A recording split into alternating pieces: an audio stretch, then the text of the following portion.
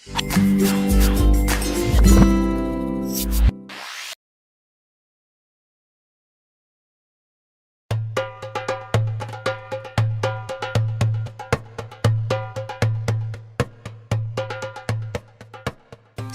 nabi dan rasul diberi mukjizat yang berbeda oleh Allah Subhanahu wa Ta'ala.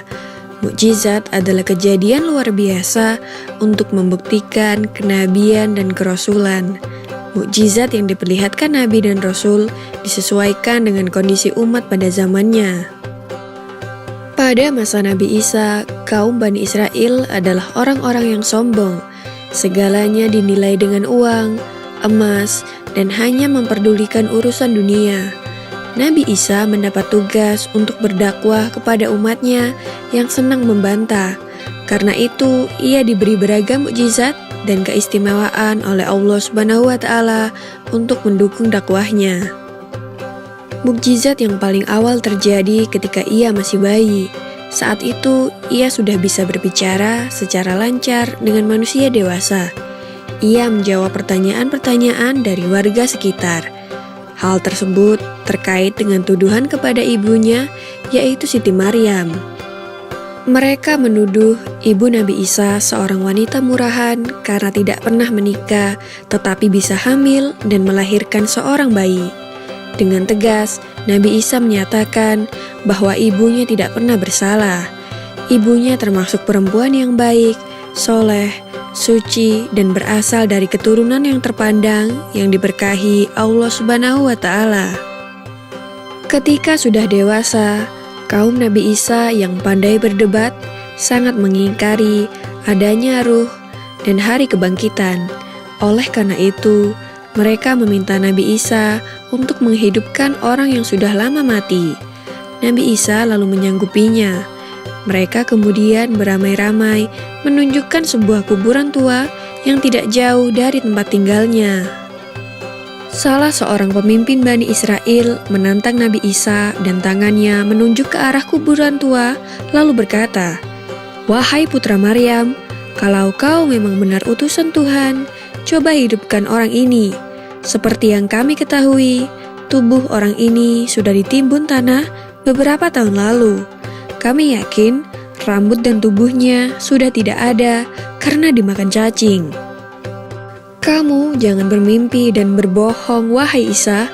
Jika kamu bisa, kami akan percaya kepada dirimu dan Tuhanmu," kata warga lainnya dengan nada sinis meragukan Nabi Isa. "Baiklah, akan aku bangunkan orang ini atas izin Allah Subhanahu wa Ta'ala," jawab Nabi Isa yang terlihat tenang.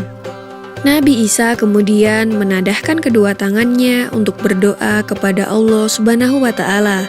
Kemudian Nabi Isa mulai mendekati kuburan itu dan ia memanggil-manggil penghuni kuburnya. Seketika orang yang sudah mati itu hidup kembali. Anggota tubuhnya tetap utuh dan masih lengkap sama seperti dulu ketika ia masih hidup. Ia juga dapat berbicara dengan orang-orang yang ada di sana, terutama dengan Nabi Isa. Apakah kalian sudah percaya dengan adanya hari kebangkitan atau hari kiamat? Tanya Nabi Isa. Orang-orang Bani Israel tidak ada yang berani bersuara. Mereka semua bungkam dan masih terkejut melihat peristiwa yang baru saja mereka lihat. Lalu salah satu dari kaum itu berkata dengan nada yang berteriak, "Kami masih belum percaya dengan kenabianmu. Coba tunjukkan kehebatanmu yang lain." Nabi Isa pun bersedia dan menanyakan kepada mereka, "Apalagi yang ingin kalian minta untuk membuktikan kenabianku?" Salah satu dari mereka pun berkata, "Perlihatkan kepada kami cara membuat burung hidup dari tanah liat." Nabi Isa kembali berdoa kepada Allah Subhanahu wa Ta'ala. Selang beberapa menit, ia mengambil tanah liat yang ada di sekitarnya.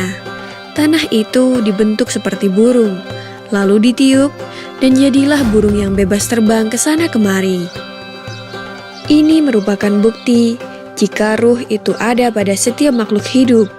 Sudahkah ini menunjukkan bahwa Allah Subhanahu wa Ta'ala Maha Kuasa?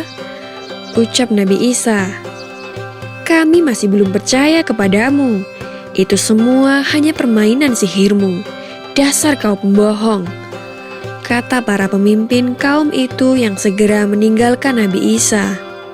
Demikianlah kisah Nabi Isa yang dapat menghidupkan kembali orang yang sudah meninggal. Semoga kisah ini dapat memperkuat iman kita terhadap adanya hari akhir atau hari kiamat yang benar adanya. Amin ya robbal alamin.